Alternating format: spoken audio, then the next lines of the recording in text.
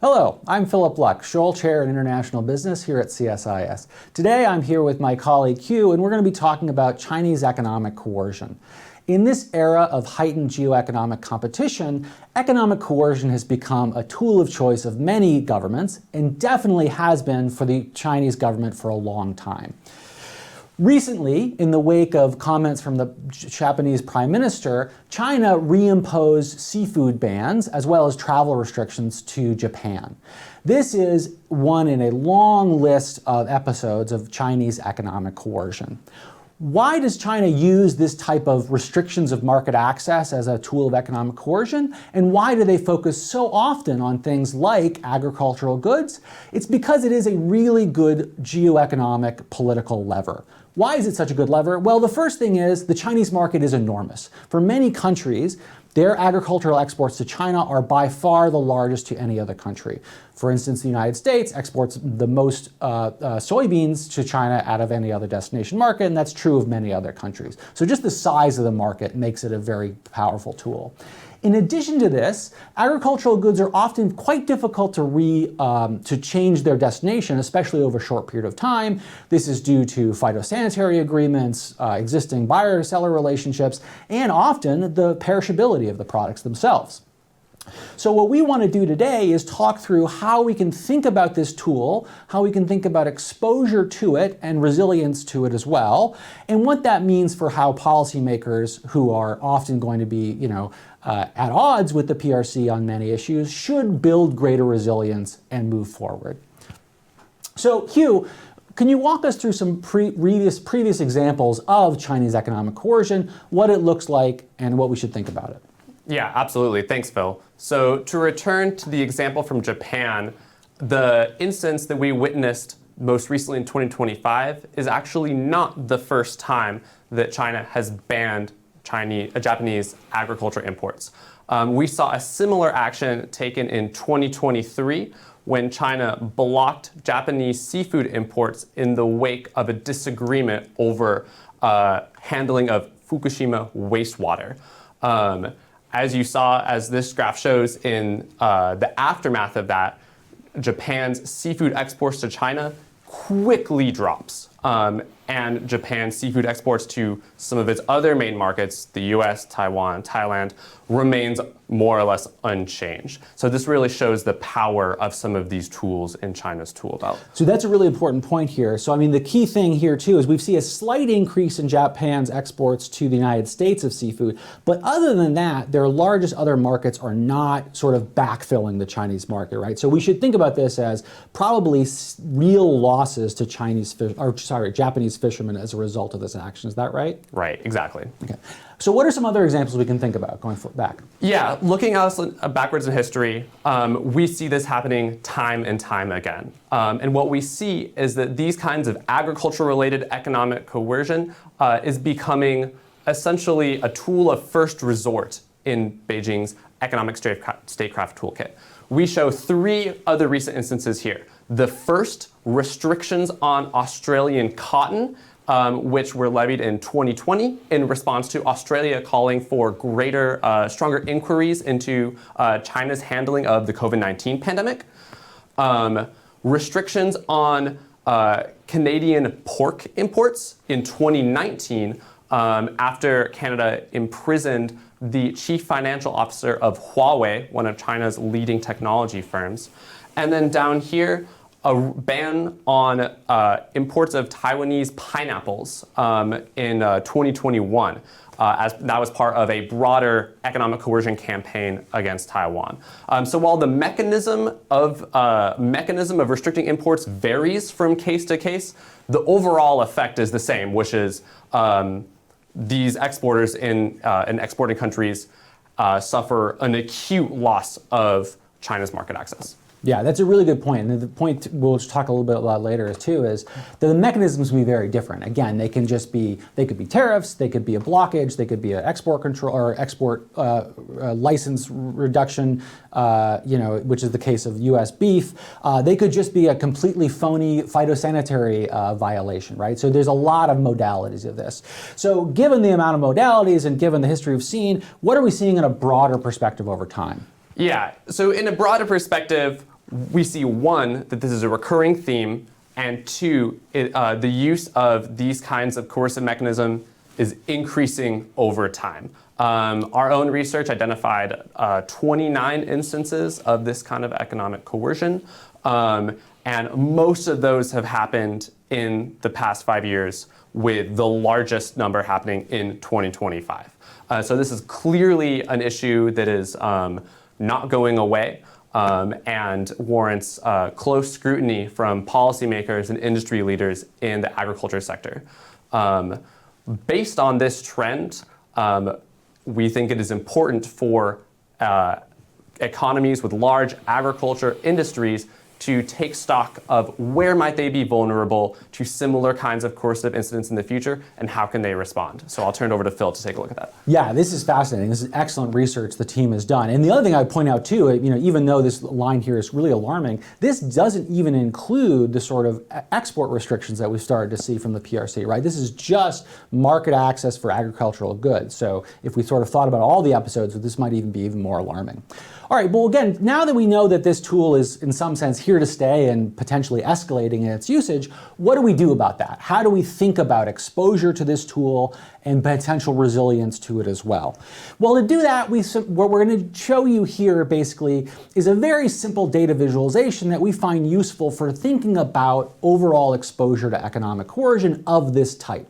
So what we have here is a very simple scatter plot where we have basically trade flows, so export data to China, from a lot of different countries and a lot of different agricultural products.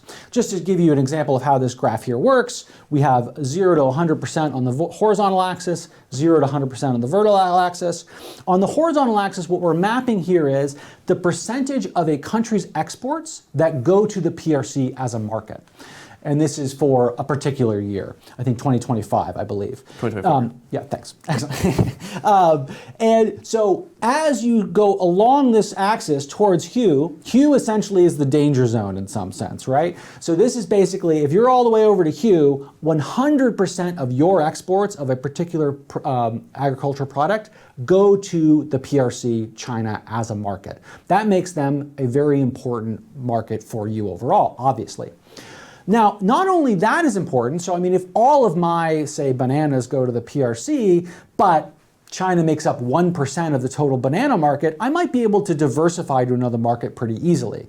So in addition to that one piece of data, we're on the vertical axis, we're mapping what percentage of the global market for that good the PRC, China, makes up. So again, as we go towards the top of this graph here, 100%, that says that the China basically is the only market for this good.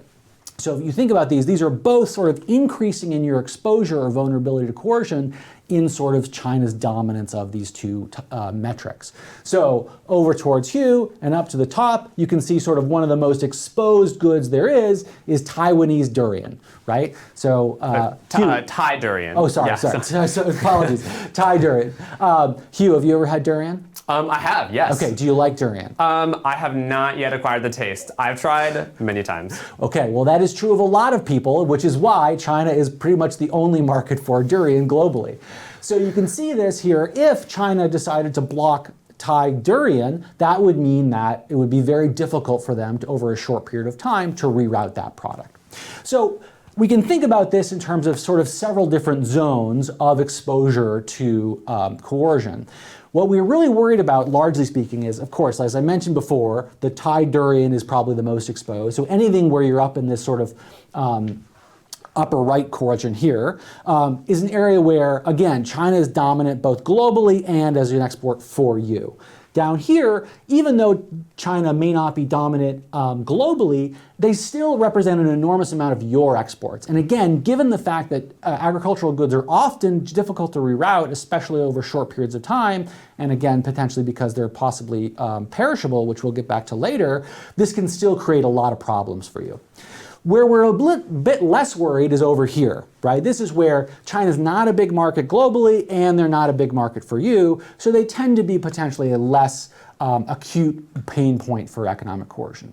Now, this type of way of thinking about this, which is used by a lot of different people for thinking about exposure and vulnerability, is not just helpful for thinking about your vulnerability, but it also is potentially predictive as well. So here we've highlighted a few recent cases of economic coercion, which Hugh highlighted earlier, which includes US soybeans, Canadian canola oil, Australian cotton, Taiwanese pineapples, and Japanese fish. As you can see, and if we laid on other cases, you'd see the same basic pattern, which is the types of goods that China picks are not random. They tend to pick goods that they know will create more pain for the targeted country, which makes entirely a good bit of sense. So, given that we have some sense of how much where our exposure comes from and where China might hit, what do we do about that? Hugh, give us some answers. Yeah, so it's great to know which sectors might be exposed to coercion, but what really matters is how countries act on that knowledge. So we propose or we investigate two different ways to reduce a given agriculture industry's risk profile in a given country. So the first is market diversification. This involves essentially taking the same product that is sold to China and selling it elsewhere instead, looking for other buyers on the international market. And so the effect of that kind of a mechanism is taking, if you imagine one of these dots here, moving it to the left, and which represents reducing China's share of the export market for that good. So that works great if there are other buyers, if maybe something that's down in this area where China is a relatively smaller part of the global market. But if a given agriculture industry is in a situation where there are not a lot of other buyers around the world for that specific product, then another strategy might be necessary. And so that's what we'll look at. Yeah, before we get to that strategy really quickly, I want to point out that one good example of that is US almonds. So after the first trade war in the first Trump administration, the US almond industry realized it depended too much on a few specific markets, and it had a very large effort to diversify. And that's one good example. One less good example, I would argue, is exactly this blue dot, which I believe is US soybeans. Right? So again, soybeans were hit in the first Trump trade war in the last time around, and they were hit again now. Overall exposure of US market to the Chinese market is very similar over those two periods. So again, if we're going to continue to use this tool, US soybeans producers and others may want to think about diversification strategies. So, but now, what if that's not the best strategy? Again, what if we're back in the case of durian or, say, pineapples? Yeah, exactly. So another technique that we've seen some farmers use is processing their goods and what we would call upgrading their value chain, if you want to sort of use a fancy economics word for it. So what that involves is essentially taking one product and applying some processing and converting that into some other kind of good. Just to illustrate what this might look like, if you recall from earlier, we talked about Taiwanese pineapples. That's represented by this dot down here. When China blocked imports of Taiwanese pineapples in 2021, farmers had a dilemma because pineapples, they're a fresh fruit, they have low shelf life, and it's hard to find other markets nearby that are going to buy those without investing in expensive refrigeration or some other infrastructure. And so what some farmers did was actually to take those fresh pineapples and turn them into something else, specifically a pineapple cake. Phil, what's a pineapple cake? Pineapple cake, they're delicious, they're small, they taste like a hug. They're fantastic. They're, yes, phenomenal. If you have ever been to Taiwan, they are everywhere. They are one of Taiwan's kind of national little snacks. I love them. And in the middle of them is pineapple.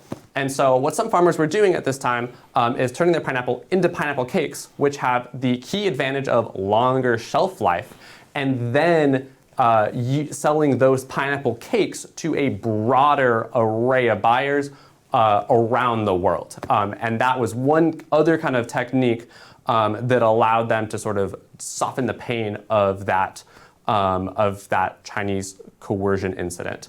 I will say that for value chain upgrading and for market diversification, neither of those techniques are fast, and often neither are especially cheap. And so the best time, we wouldn't necessarily say do that for all of your products, but in instances where you have products that are particularly exposed, that risk profile could justify that investment in reducing exposure to Chinese agriculture coercion.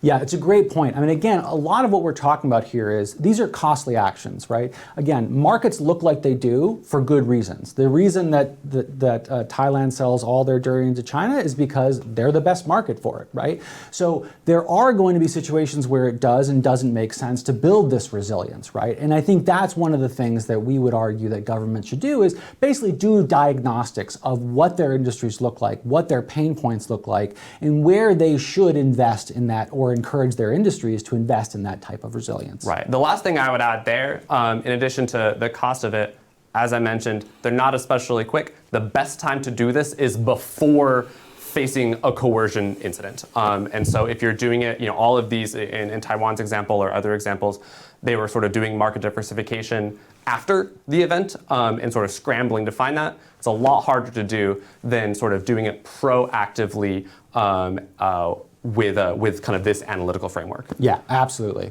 So that leaves us basically to the end here where, again, what we're thinking about, again, is in this world of enhanced geoeconomic competition, economic coercion is a tool that's being used by China and many others more and more. And therefore, it is incumbent upon us to think about how we can understand where it will be used, how it will be used, and where it makes sense for us to build resilience to these tools. Agricultural markets is absolutely an area that we need to put attention on because of the degree to which it's used, the political saliency of it, the difficulty in changing markets, and just the ease of using it as a tool. It is used often, it will continue to be used. And so governments should be thinking about how we can take steps to build greater resilience and hopefully do so in ways that build coordination and uphold some sort of rules-based system as well. Excellent. Thank you so much, Hugh, for your excellent analysis today. Thank you for listening, and we'll see you next time.